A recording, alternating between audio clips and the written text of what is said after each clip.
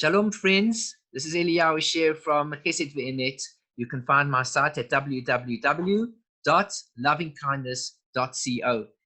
Today we're studying Masechet Berachot, that is Tractate Berachot, dealing with blessings. We're using the Koren Talmud Bavli edition, this beautiful edition that you see in front of you, with the original text in the center of the screen and the notes on the side, and together with the translation and notes on the other side, so that you can follow together with me as I read.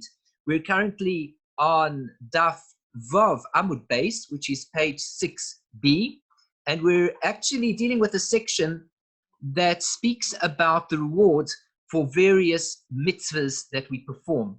I'm going to just begin from where we took off last week, right from the beginning of the section of mitzvahs and their rewards, and then immediately we'll continue from where we left off. So here we are. Omar Rabbi Zeira. Rabbi Zeira said the following: Agra defirka rihata, that the reward for going to the sessions of Torah learning is in the running. What did he mean by that? He meant that the reward for attending a shiur is not necessarily only with regards to the information that we learn and even the time that we put into the shiur, but the additional reward is the fact that we run to the shiur. The fact that we put in the effort to actually go to the shiur also brings with it the reward. That's the real reward, that we were prepared to put in the effort and to run towards the shiur.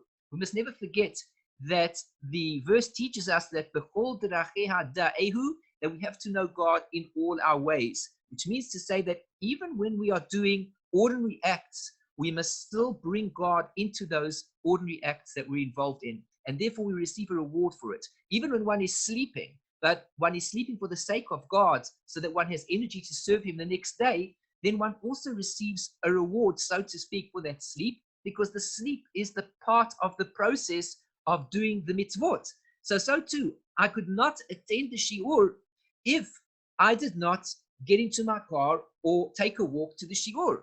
Now here we are sitting and learning today on a computer, and we have a video camera, and we're able to interact and so on and so forth.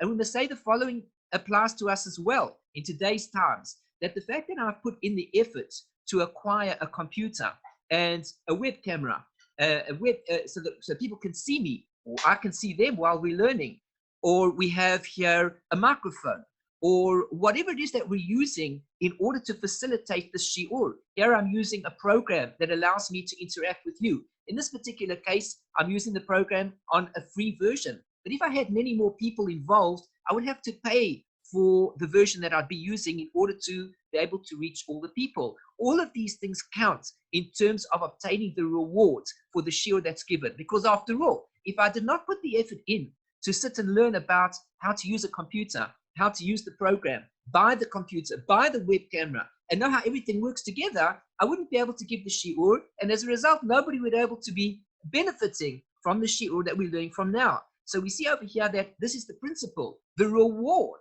for the session of learning is in the running. When we run towards the mitzvah of studying Torah, that in itself brings its own reward.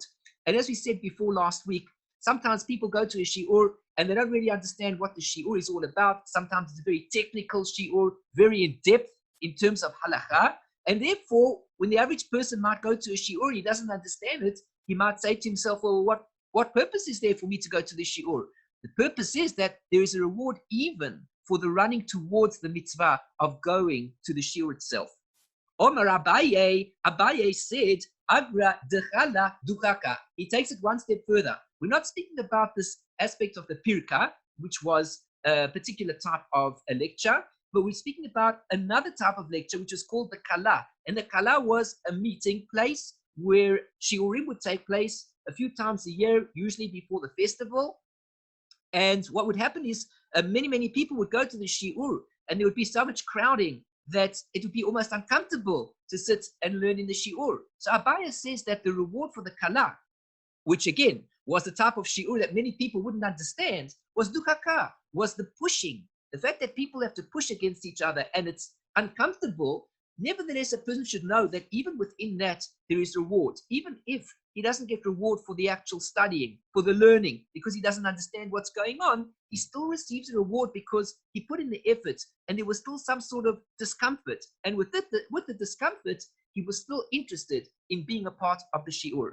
Omar Rava adds to this and he teaches us another teaching, Agra Dishma'ata Sivara, that the reward for the halachic learning, let's call it, is the Sivara, which is the logic, which means to say that even though one would think that the reward should be in actually knowing what the Halakhah is, that is not necessarily the entire reward, but rather there is reward even for the effort that's put in the logic of getting to the stage of knowing what the Halakhah is. Even if that's all that we do, even if we don't get to the Halakhah, and even if we do get to the Halakhah, but still there is a reward for the effort that's put in for the logic, the discussion that is happening before we get to the Halakhah. Omar Rav Papa says an additional point about rewards for mitzvahs, Agra Devei Tamaya Shetikusa, that the reward for attending a mourner's home is the silence. How do you get reward for attending a mourner's home? Somebody's relative died, God forbid, and they are currently in mourning. We go to visit them. And what do we do there? All we do is we sit. I mean, what are we really doing? If we put tefillin on, we put tefillin on. If we're davening, we're davening. If we're engaged in the mitzvah of sitting in the sukkah, at least we're sitting in the sukkah, or waving the four species, fine. But in this particular instance, what do we really achieve by going to visit the mourner? The reward comes from keeping quiet. When I go to the place of mourning, the house of mourning, and I sit there quietly and I respect the person who has lost a relative, and I do nothing more than that, that is where I receive my reward. Strange. One would think you've got to do something. You've got to be active. You've got to talk. You've got to engage in a conversation, in a discussion. Then you'll receive rewards. No, the reward for visiting the mourners is in itself the essence of the mitzvah. Just by sitting and being quiet brings with it the reward. Omar Mazutra says, Agra Ta'anisa Tzedakah, that the reward for fasting is in the Tzedakah. Meaning, again, we would think that the reward for fasting comes from the fact that we fasted. But according to Mazutra, the reward for fasting is in the Tzedakah that we give. Meaning, when we realize what the fast day is all about, and it makes a difference to us that we appreciate what the day represents. It's a time for teshuvah. It's a time for realizing, why am I fasting? I'm fasting because perhaps there is something more that needs to be done, which isn't being done. Well, if I just diet and I go without food, that doesn't really accomplish anything. But what does accomplish something is if as a result of my fast, I'm involved in the process of teshuvah, and I say to myself, you know, maybe I need to improve myself in some way. How could I improve myself? Perhaps there's somebody in need and I can assist them in some way. And I go and I give them tzedakah. The reward for the fast comes through the tzedakah, not necessarily to the fast like we thought. Omar Rav Sheshes says, Agra de Hespeda Daluyei. He says that the reward for the eulogy is in connection with the raising of their voices, which means to say when people cry. So in other words, when a person is involved in a eulogy, so it's not necessarily that the reward is because of the eulogy itself, but rather the reward comes about because of influencing people to cry over the particular person who died. We don't want to just say nice words and therefore you receive a reward, but rather when people are involved in such a way that it causes others to cry over the particular person who one has lost, that in itself brings the reward. Omar Rav Ashi says, Agra devei hilulei milei. Rav Ashi says that the reward for participating in a wedding is in the words. Again, the reward is not by going to the wedding. The reward is because a person took part in making the Chatan and Kallah happy.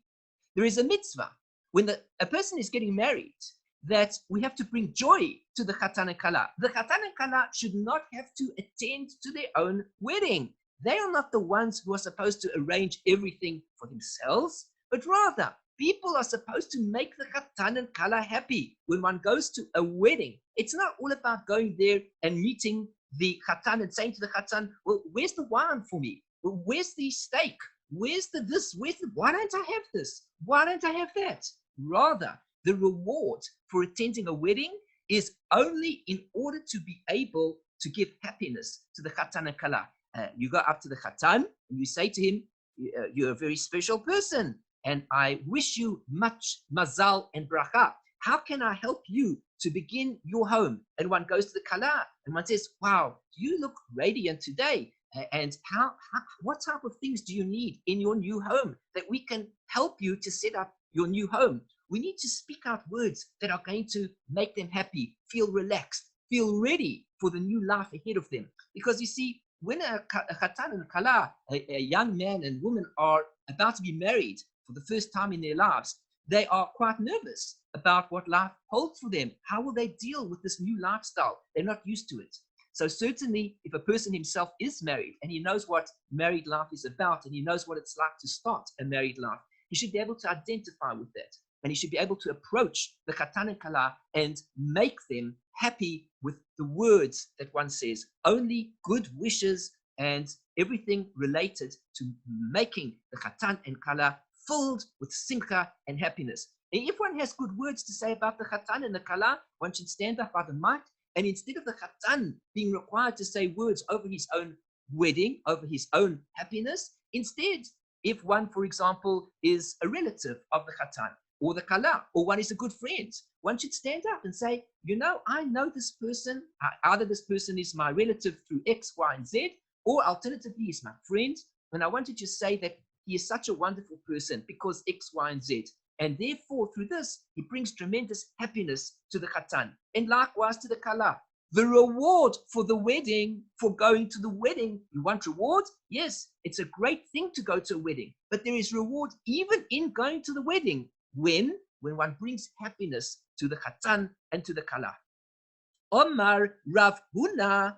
So now Rav Huna comes along and he teaches us something new. Let us just see if there are any. There was just one note here that I had not yet completed from before, which we said here one should always run for a matter of Halakhah, even on Shabbat. I'm sorry, we didn't read this before, but we learned that when one runs, one may run to a shul, even though generally speaking, one should be careful about running, especially running away from a shul, but one may run towards a shul. While one is otherwise prohibited to take large strides on Shabbat, he is nevertheless permitted to do so on his way to synagogue or the study hall. That was a halakha that we missed, I'm sorry, in the previous shiur. Now here we see over here that the reward for a eulogy is causing people to raise their voices and cry. Based on this statement, a eulogizer should speak in a loud crying voice and speak with praises of the deceased so that those in attendance will be driven to tears. Now we continue back in the Gemara. Omar Rav Huna says a new subject. We've learned about certain mitzvahs and their various rewards, and we continue on to the theme again about the shul. Kol hamispalel achorei beis hakneset nikra rasha. Anybody who davens behind the shul is called an evil person. Shneimar, because it says saviv rishaim yis halachun, which means to say that the evil people, they walk around, meaning that they don't walk inside the shul, they walk around the shul. So we see over here that a person should be careful that if he is attending shul, he should not stand at the back, meaning outside of the shul, and daven from there. He should get into the shul. Many people have this custom, they think, oh, well, if I'm walking around the shul, I'm still a part of the shul. He's not a part of the shul. He needs to be inside the shul together with the other members of the community. Omar Abaye said the following: Lo amaran ella de lo mahadara pei lebei knishna.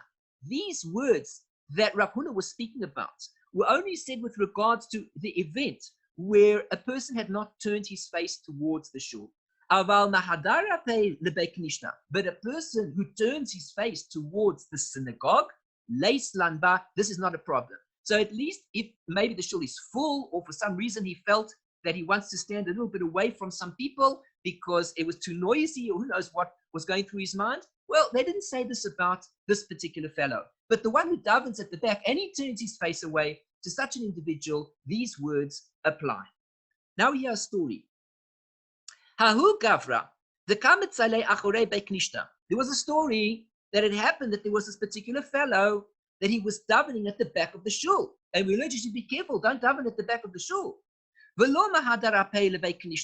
And he didn't turn his face towards the shul, as we learned above what Abaye taught us. Khalaf Eliyahu Hanavi was passing by. Chazye, he saw him, that this fellow was davening at the back, and his face was turned away from the shul. Idamile Ketaya, he appeared to him like an Arab merchant. And many times the Gemara uses this type of expression. The Zohar also speaks about Eliyahu Hanavi and various tzaddikim who appear in the disguise as merchants, fooling us into thinking that they are regular people, but actually these are souls in bodies which are very, very holy souls, but they appear on the outside to be ordinary people. So in this particular instance, Eliyahu Hanavi, who never died, so as a result of that, he comes back in the disguise of many types of people and he tests us. He disguised himself as an Arab merchant, and he appeared to this fellow who was davening outside the shul. Omar Lei, he said to him, Kadu bar, marach, is this how you stand before your master? Is this how you daven? Is this how you pray towards the creator of the world, that you turn your face away from the shul, outside the shul? And without waiting for an answer even, Shalaf Sapsara the Katlei, he took out his sword and he killed him on the spot.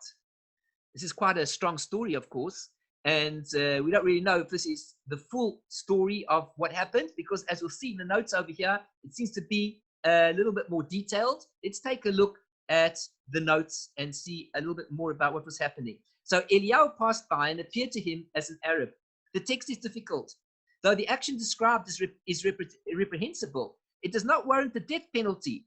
Another version of the story reads, a certain Arab passed by and saw that he turned his face away from the synagogue, meaning that it was not Elijah, but an actual Arab who saw this individual act as contemptuous towards God. Even this non-Jew was offended by his actions. He took out his sword and killed the man in anger, says the Maharsha, a great commentator who shares with us the inner secrets of the Agadah of the Torah, of the Talmud. Here he says, who is this Arab? The Tayya. The term refers to an Arab, a member of the nomadic Arab tribes that were located even in ancient times along the Babylonian borders. The word derives from the name of one of those tribes, Al-Tai, which apparently resided in those regions. Here he gives a reference to the language here where it says, is this how you pray? Kadubar. The Goinim had a variant reading here in which these two words were condensed. The single word is comparable to the Arabic, and he gives the Arabic here. My Arabic is not so great, so I'm sorry I can't read this word here, meaning to turn one's back on. After all, the one who said this was an Arab. Now we look here at the Halakhah, and Halakhah tells us the following. One who prays behind the synagogue, one is prohibited from praying behind the synagogue. Behind the synagogue refers to the side where the entrance is located, facing the direction opposite the one faced by those praying in the synagogue. Others explain, on the contrary, behind the synagogue refers to behind the eastern wall, in which there are no entrances at all, and he is praying with his back to the synagogue, even though he is facing in the same direction as those inside the synagogue. Everyone agrees that one who has his back to the synagogue and is facing in a direction other than the one faced by those in the synagogue is called wicked, and it is to him that the Gemara referred when speaking of one who prayed behind the synagogue and did not turn his face towards the synagogue. So anyway, this is an interesting story, the Agadah of the Talmud in Berachot over here, dealing with the fact of how important it is to show respect to Hashem by davening inside the shul and turning one's face towards the Aron Kodesh where we daven towards. So there was this one of the sages who said, Rav Beivai bar Abaye, he said to Rav Beivai bar Abaye, V'omri la Rav Beivai Rav Nachman bar Yitzchak. Some say it was Rav Beivai to Rav Nachman bar Yitzchak. He's asking a question, new section. What does this particular verse mean? Krum zulus livnei Adam, which means when vileness is exalted among the sons of men, which means to say, sometimes people admire, honor, and respect disgusting things, and it's a very hard thing to understand. And David HaMelech was asking, really, what is it that David HaMelech was, Rav Nachman Bar Yitzchak is asking, what is it that David HaMelech meant to teach us when he spoke about the idea that there are certain inappropriate things, and within their inappropriateness, people admire it. People are behaving in an inappropriate manner, and yet people admire it. People say, that's wonderful that people behave in that way. Omar lei, so he said to him, Eilu devarim she'omdim barumo shel olam. These are things that relate to the highest levels of the world, like, for example, mitzvot and tefillah and prayer. Ubnei adam mezalzelin bahem, and people are acting in an insulting manner towards them. As it translates here, treat them with contempt, vileness among the sons of men, which means to say, unfortunately, there are things that stand at the highest levels of life itself, things like mitzvah performance, things like prayer, and people treat it as if it's nonsense. What purpose is there for me to do the mitzvah? Why must I pray to God? It's worth nothing, they say to themselves. And they tell other people, and people say, yes, that's quite right, it's worth nothing. Who cares about fulfilling a mitzvah? Now it's coming to Pesach. Does it really make a difference if I eat a piece of matzah? Is that going to make a difference in God's life? Will it make a difference if I have some chometz during Pesach? Is it really that important to have matzah on Pesach? Who cares? Do you think God is concerned whether we eat a piece of matzah or a piece of chometz just because the dough had arisen past 18 minutes? Is that going to make such a big difference in everybody's life? I'm still a good person. And so the Gemara says over here, this is exactly what David HaMelech meant. Krum zulus livnei Adam. When vileness is exalted among the sons of men, this is something inappropriate.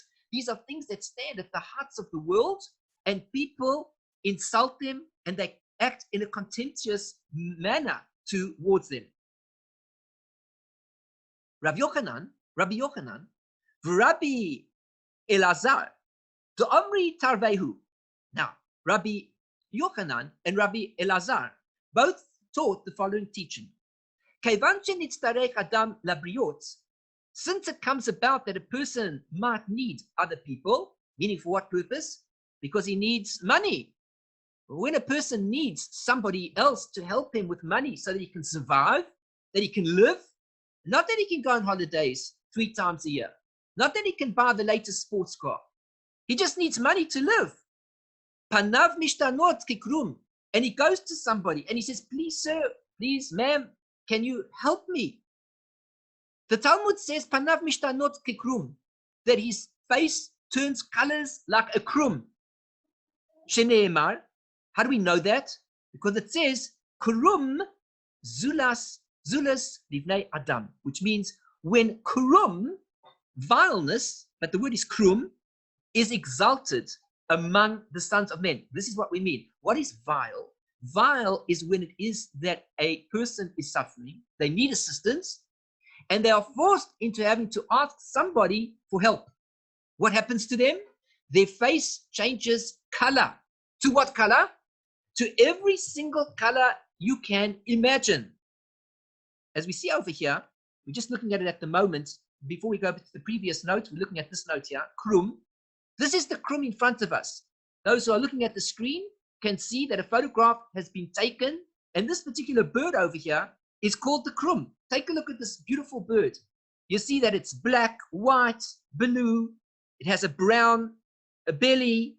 It's filled with all sorts of beautiful colors. But in this case, of course, the context that we're speaking about it is in a negative context. So it says here that some identify the Krum as the shining starling. And you can see how the Latin name of this creature, Lamprocoleus splenditus, which is indigenous to the area ranging from western equatorial Africa to the Sudan. This starling, as well as another, Sprio suburbus, indigenous to Eastern Africa and banks of the Red Sea, have characteristics similar to the bird described by the sages. The color of these birds' feathers is not the result of a pigment in the feathers themselves, but from the unique configuration of the feathers and the way the sun reflects off of them. So this is the Krum, and this is what David HaMelech was speaking about. When he says, Krum zulas livnei adam, what does it mean, Krum? It means when a person is in need of assistance and he goes and he asks somebody for help, what happens to him? His face changes colors like the colors of this particular bird, because it's a very embarrassing thing. It's a very difficult thing that we have to go and ask people for help. On the contrary, people should be generous. People should be outright forthcoming and saying, how can I help you, to avoid that a person should feel embarrassed in having to ask all the time. My Krum, what is Krum? Ki asa Rav Dimi, when Rav Dimi came, Omar, he said, of echad yesh bikrakei hayam, and this is what we're speaking about. Rav Dimi is explaining to us. There is a bird on the in the cities by the sea, and ukrum shmo, it is called the Krum. The keivan shechama zorachat, and then when the sun shines on the bird, mitapek lekama gevanim, it changes into various colors. Let's take a look at this first note here. When Rav Dimi came, Rav Dimi was one of the sages who descended, who would often travel from Eretz Israel to Babylonia. That's why the Gemara often says, when so-and-so would come, or when so-and-so came, what does it mean? They came from Eretz Israel to Babel, because of course what we're reading is the words as they were written down in Babel. It's a Talmud Bavli. So we know that they came from Eretz Israel to Babel. And these particular people, they were messengers, shlichim, and so on and so forth. They would come from Eretz Israel all the way to Babel, primarily to transmit the Torah of Eretz Israel to the Torah centers of the diaspora, because of course Eretz Israel was the ultimate center of Torah study, and then from there, Himitzion Teitei Torah Udevar Hashem Yerushalayim, the word of Torah, the word of Hashem is coming out from Yerushalayim. Although occasionally he traveled on business as well.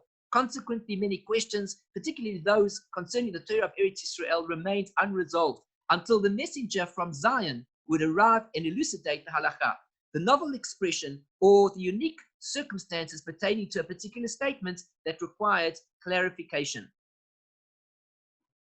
We continue. Rabbi Ami for Rabbi Asi to Amri Tarvahu. Now, another teaching of Rabbi Ami, and Rabbi Asi. Both of them taught the following teaching. Ki'ilu nidon mishnei dinim. When a person is in need of the assistance of other people, not only is his face changing color, but it is if he is being judged with two judgments. Eish umayim, it makes sense, like fire and water at the same time. He has fire and he has ice applied to him at the exact same moment. A person has to go and ask somebody for help. The person who is being asked for help, he says, hey, who do you think you are to ask me for help? What type of an individual are you? And why must I help you? And so on and so forth. Well, the words that this person uses in order to deflect, in order to get this person to get away from him as fast as possible with the most amount of injury that he can do, ultimately these are words of fire and ice at the same time. And this is really Krum zulas livnei adam. This is exactly the same idea, where you've got this multitude, this variegated colors that are attaching themselves to the person, and he suffers two judgments of Gehenna. Shene'emar, like it says, Hirkavta enosh leroshaynu, which means you have caused men to ride over our heads.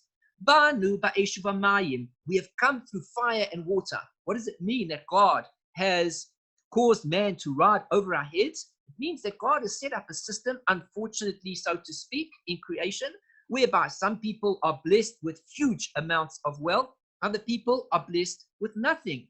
And as a result of that, the people who are blessed, if I can say that, with nothing, that they have absolutely nothing, they certainly, in this case, I wouldn't say that they're blessed, but that is their particular station in life. Then when they approach these people, they have to approach them as if these people are gods, as if these people have been to riding over their heads, as if they're standing above them in all their glory like gods, as if they have control over the whole system. And now we have to go and ask these individuals, please will you help us, because we are suffering, we're going through hard times. Of course, the wealthy man says, why didn't you get a job? Why didn't you earn enough money? Why didn't you save up so that for this particular occasion you would have to keep you going, and so on and so forth. And all of these words are words of terror, words of Gehenna, words of dinim against the person, doing nothing for the person except taking him through a state of Gehenna, taking him through a state of changing colors. His face is changing colors, which is considered to be like murder. When a person brings the redness to the face of another person, and the redness then draws out, and ultimately his face becomes white. This is also this embarrassment, this hurt is ultimately like a death, where the blood is drained from a person's body. Omar Rabbi Chelbo, Omar Rav Huna, Rabbi Chelbo said that Rav Huna said, Leolam. We continue now, new subject. We finished with the subject of the Krum, of this bird, of embarrassment, of the hurt that can sometimes occur, usually does occur with the poor. And we move on to a new section. Leolam Yehei Adam Zahir B'Tefilas HaMincha. A person should always be careful in davening the Mincha prayer. And we know that there are 3 times that we have to pray to God: Shacharit, Mincha, and Ma'ariv. The morning prayer, the afternoon prayer, and the evening prayer. Well, Rabbi Chelbo says that Rav Huna taught that one should really be careful with Mincha. Of course, one should be careful with Shacharit, one should be careful with Ma'ariv, but be very careful with Mincha. Why? Shaharei Eliyahu lo na'ana ela b'tefilas hamincha. That Eliyahu was not answered except, which means that Eliyahu Navi was answered at the time of the Mincha prayer. What does that mean? Eliyahu Navi, as we know the well-known story with the prophets of Baal who came along and they said that their great God is the God of all creation, and so on and so forth. And Eliyahu Navi was kind of laughing behind the scenes, and he said to the prophets, the 400 prophets, he said to them, look here, he said, let us make a deal, let us make a test with each other. If you think that your Baal idol is really this God of all creation, let us see if you can encourage him to accept the offering that you will prepare for him. And what I will do is I will also prepare an offering for my God, and we will see if my God will answer and will take the offering for himself. They said, that's a great deal. So Eliyahu Navi said to them, well, there are 400 of you and 1 of me. It's only fair that all 400 of you should have the opportunity first to ask your God to accept your offering. So what they did was they had these 2 animals, and he even told the prophets, you choose which animal you want to offer to your God. I'm not going to take sides here. And he went off, and they went off and they chose the animal. And he said, right, prepare the animal for the offering and go ahead and offer it up. So they prepared this animal in the early morning, and they began to ask, they prayed hard to their Baal, to their God, their forbidden idol who is worth nothing. And they began to pray and pray and pray. And Eliyahu Navi said, what do you know? He's a God. Maybe he's sleeping. He's a God. Maybe he's busy talking to people. He's a God. Maybe he had to go to the bathroom. Who knows what? Give him another chance. And they continued on and on and on. And of course, their Baal, their God, this idol that they were praying to, never answered their prayer. And then, of course, Eliyahu Navi says, now let's do the following. Let's build a trench all the way around the offering that I'm going to offer, to make sure that even when there's fire, even if there's a drop of fire, the water will quench the fire. It will be such that you won't even be able to deal with the fire unless the fire is so strong that even the water won't have power over this. Even the water won't have power over the fire. And he built this trench, and he poured all the water in, and then he began to daven to God at the Mincha time. And he said, God, answer me. And of course, God did answer him. And this was at the time of Mincha. So we learn over here that Mincha is a very powerful time to daven. Eliyahu Navi was not answered except at the time of Mincha. Shene'emar, how do we know that? Because the pasuk says, Vayehi ba'alosa mincha, and it happened at the time of the Mincha, which means this period of time. Vayikash Eliyahu Navi, and Eliyahu Navi approached Vayomer, and then Vayomer, he says to God all these various things. Aneni Hashem, Aneni, and he said, answer me, God, answer me. That's basically his words. Ultimately, that he prays to God. He says, answer me, God, answer me. What does it mean? Answer me. And then he says it again, answer me. Anani, answer me. Shetayred eish min hashamayim, that there should be a fire that comes out from heaven. That's the first answer me, because if the fire comes out of heaven, then we stand a chance of the offering being accepted. Va'aneni, and answer me again, second time. Shelo yomu ma'asek shafim haim, in order that they won't say that I'm using all sorts of magic. So God, I need to be answered on two accounts. One account, I need to be answered on that there should be fire from heaven. And on account number two, that they shouldn't say I'm performing some sort of magic, but rather they should realize ultimately that the fire comes from you, God, and realize who is in charge of all of creation. We read here in the notes now, one must always be vigilant with regard to the afternoon prayer. There is room to issue a particular warning with regard to the afternoon prayer and to underscore its significance, because there are many reasons liable to cause one to neglect to recite the afternoon prayer or to fail to recite it with the proper intent. Unlike the morning prayer, which one recites before he leaves for work, or the evening prayer, which he recites after returning home, often one must interrupt his activities and recite the afternoon prayer. So davening Mincha is really the hardest prayer to daven. Why? Because Shacharit is not so bad. Even if one wakes up a little earlier, one has a chance of davening before one goes to work. First thing in the morning, daven your Shacharit. What about Ma'ariv, to daven the evening prayer? Also not so bad. You can come back from work and you can daven Ma'ariv really all the night. Even if you did miss the minyan, you could still daven ultimately by yourself. But you see, Mincha, the afternoon prayer, that really takes doing, because what's happening here is a person is involved in his activities of the day. Now, to take off 15 minutes or 20 minutes or perhaps even 10 minutes, depending on where he's praying, is not so easy. First of all, perhaps he has a lunch break. And to take off lunch break and go and daven is definitely not so easy. He needs that time to eat, perhaps. On the other hand, if he wants to daven at 3 o'clock in the afternoon or 4 o'clock in the afternoon, and he's still at work, and his boss sees him davening in the privacy of his office, he'll fire him. And if he says he has to leave early so that he can daven Mincha with the minyan, the boss will fire him again. So davening Mincha is not such an easy thing, and therefore one must be vigilant.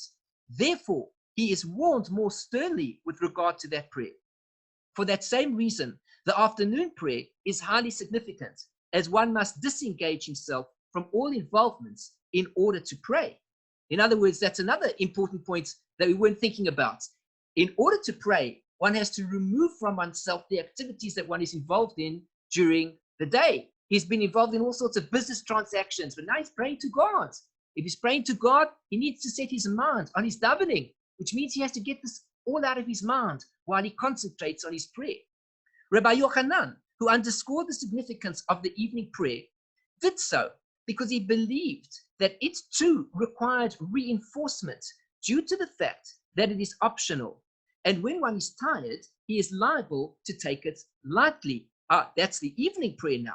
Rav Nachman Bar Yitzhak underscored the significance of the morning prayer as well, because he was concerned that when one is hurrying to leave for work, he may neglect to recite the prayer and rely on the fact that he can recite the afternoon prayer twice. Okay, fair enough. And these are important points that we must remember. Let's take a look at the Halakhah. One must always be vigilant with regard to the afternoon prayer. One must make an effort to recite the afternoon prayer at the appropriate time. The sages cautioned with regard to the afternoon prayer in particular, because its appointed time is in the middle of the day, when one is engaged in his work or other business and is liable, due to those distractions, to forget to pray. Nevertheless, if he prays properly, his reward is great. And as we see from this story about Eliyahu Navi, that certainly davening the Mincha prayer is a very auspicious time to have one's prayers answered. We continue now with these ideas over here that are expressed by the other rabbis that were dealt with in this note. Rabbi Yochanan Omar, Rabbi Yochanan said, hold on a second. Don't think that only Mincha is important. Don't forget how important Ma'ariv is, the evening prayer. How do you know that it's important? Don't think it's any less important just because it's voluntary and it's not an obligation. It's not one of the prayers that you have to daven. But nevertheless, be careful. Don't forget. Don't miss this prayer. Shneimar, like it says, Tikun tefilasi ketores lefanecha, masas kapai minchas arev, which means that let my prayer come forth as incense before you, the lifting of my hands as the evening offering. So we see over here how important it is also that prayer is done in the evening, and that prayer is certainly also very favorable.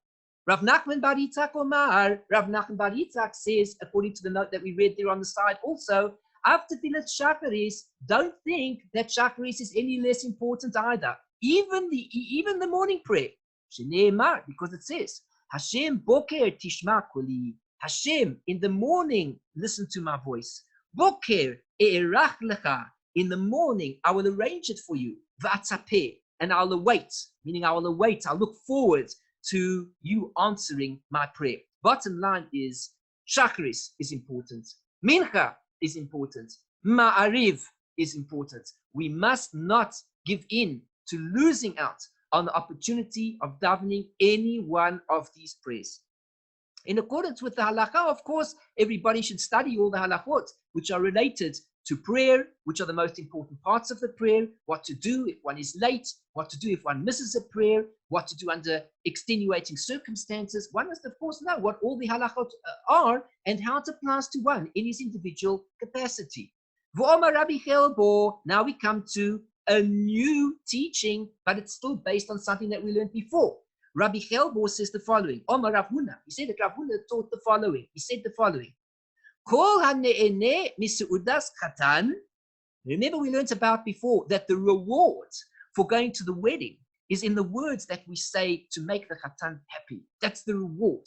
You go to a wedding, you say to yourself, I'm bittul Torah. I'm going to be wasting my time when I could have been studying Torah and earning a big reward. Why should I go to a wedding? Well, if you don't follow the rules, then why should you go to the wedding? The rules are, when going to the wedding, it's not a place for the l'chaim. It's not a place just for drinking and getting shikah. It's not a place for just enjoying a nice chocolate cake. It's not a place for dancing and listening to loud music and using it as an excuse to just simply let oneself go. The reason we go to the wedding is to bring joy to the chatan and kallah through the words that we say to them. So now, Rabbi Chelbo, saying in the name of Rav Huna, Rabbi Chelbo said that Rav Huna said that Kol hane'eneh miseudas chatan, if anybody who enjoys the meal of the chatan, which means he goes to the wedding, he has a great time, he tells the chatan, where's the steak? The chatan says it's there. Great, he eats the steak. Goes back to the chatan. Where's the scotch? The chatan says, hold on, I'll go to the kitchen and see if I can find some for you. Goes to the kitchen, thanks very much, he has the scotch. Chatan, so he enjoys it. Ve'eino mesamcho, and he doesn't bring joy to the chatan. What was he doing at the wedding? He just went there for his selfish own purposes, as if he's going to enjoy the day, enjoy the dancing for himself. And he didn't give any joy to the chatan. Oive b'chamisha kolot. He transgresses 5 voices. What does it mean that he transgresses 5 voices? Shene'emar, because the pasuk says, the voice says, Kol sason v'kol simcha, Kol chasan v'kol kallah, Kol omrim hodu es Hashem tzvakot, which means the following: the voice of joy and the voice of gladness, the voice of the groom and the voice of the bride, and the voice of those who say, give thanks to the Lord of hosts. I continue reading here in the note, for the Lord is good, for his mercy lasts forever, even of those who bring a thanks offering to the house of the Lord. For I'll restore the captivity of the land as it was in the beginning, says the Lord. These 5 voices in the context of a bride and groom correspond to the 5 voices mentioned in the context of the revelation at Sinai. As in Song of Songs, the day of the revelation at Sinai is alluded to by the phrase, his wedding day. So the day of receiving the Torah, Har Sinai, is the day of wedding. When the Chatan and Kallah are getting married, it's like we're standing and we're receiving the Torah. And there are 5 voices that are present in front of us. The voice of joy, the voice of gladness, the voice of the groom, the voice of the bride, and the voice of those who say, give thanks to the Lord of hosts. Therefore, if a person goes to the simcha of the wedding and he does not partake in bringing joy to the Chatan and Kallah, he's there for his own good. All that he achieves is that he violates these 5 voices. We continue. Ve'im mesamcho, if he does bring joy to him, makes him happy. Ma'asecharo, what is his reward? Amar Rabbi Yehoshua ben Levi, Rabbi Yehoshua ben Levi says, Zeichel Torah, he merits the Torah. Meaning, when a person makes the Chatan happy, he is involved in such an important mitzvah that he merits the Torah. That was given with 5 voices, as we learned on the previous page in this edition in front of us. As it says, it happened on the 3rd day, which means when the Torah was being given, it happened on the 3rd day. And it was the early morning. And there were voices, and there was thunder, and a cloud, kaved, heavy cloud, al-har, upon the mountain. The call shofar. And then it continues onwards, and it says that there was the voice of the shofar, and as he indicates over here, that the plural kolot, biot haboker vayehi kolot ubrakim. So he says that the plural kolot indicates at least 2 sounds, while the voice of the shofar is 1 more. Then the verse continues and says, Vayehi kol ha-shofar, and there was the voice of the shofar, Va-Elohim ya'anenu b'kol, and God answered in the voice, which means to say that, and God answered him in the voice, which means to say there were 5 voices. So a person, we see over here corresponding, just as there were 5 voices at Har Sinai, there are 5 voices when a person gets married, and a person therefore who is not going to make the Chatan happy, is not going to make the Kallah happy, he nullifies those 5 voices just as if he would nullify the 5 voices of the giving of the Torah. Inni, the Gemara asks the question, is that so? V'ha'kasiv, isn't it written, V'chol ha'am ro'im es hakolot, which means to say that there's another verse that says that there were even more voices, and all of the nations saw the voices. So therefore we see that there were even more than 5 voices when the Torah was given. The Gemara answers, Oisan kailois, these voices, the kodem matan Torah havu, they were before matan Torah, which means to say they're not included because they came before. And let's be precise, even though there were more voices, those voices don't take part in this particular teaching that we're learning about. Rabbi Abahu Amar, now, so that means to say the first thing that we learned over here, that the reward for a person who makes the Chatan and Kallah happy is that he succeeds in his Torah. Why does he succeed in his Torah? Because it's comparable. The Chatan and the voices is comparable to Har Sinai, which is Torah and the voices. What does it mean to be successful in Torah? It means when one opens up a book in the Torah, one understands what one is learning. There's a big difference between a person who opens up a book and he tries to read it and he realizes he has no clue what's going on, and he puts the book down and months go by, he still doesn't understand a thing. Why is he not understanding it? Maybe he should go to a wedding and he should make the Chatan and Kallah happy. And when he does so, God will open up his mind so that he will be able to understand the Torah. When we do the right things, then God opens up our minds so that we can understand the words of the Torah. The same Torah that we open up one day and we cannot understand. On another day, we open it up and it's clear. It's as clear as anything. So this is because God opens up our eyes and he allows us to see. When we do mitzvot as we should, here is a good example, making the Chatan and Kallah happy, God opens up our minds so that we should be able to understand the words of the Torah. It makes sense to us. We feel them. We cleave to God. We understand the truth involved. The person doesn't understand the truth. It's a sure sign he's not cleaving to God. He's in his own world. He's being prevented by God from seeing the truth. How disappointing. He's so far from God that God removes himself even further that he doesn't see the Torah. As the Torah teaches, if we abandon the Torah for one day, the Torah abandons us for 2. So one asks, well, that's not really fair, because we should say, if we abandon the Torah for one day, the Torah should likewise abandon us for one day. Why did it say that the Torah abandons us for 2 days? Because it's like 2 people walking. And if they turn their backs on each other, and the one person walks 1 step away from the other person, and because the other person senses that he has had this fellow walk away from him, he too walks 1 step away from his fellow, they will now be 2 steps apart from each other. So therefore, when we abandon the Torah for 1 day, the Torah abandons us for 2. Likewise, when we abandon God, God too abandons us. which means to say we live in a world where sometimes we cannot imagine God is even there. And that's really a punishment. The reward is to feel and experience that God is there. That's the reward.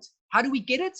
By observing the mitzvot, by studying the Torah. When we do what we should do, then we realize that there is more to life than we had thought, not like many people who believe that there is no God. And why do they believe this? Believe it and believe this particular idea?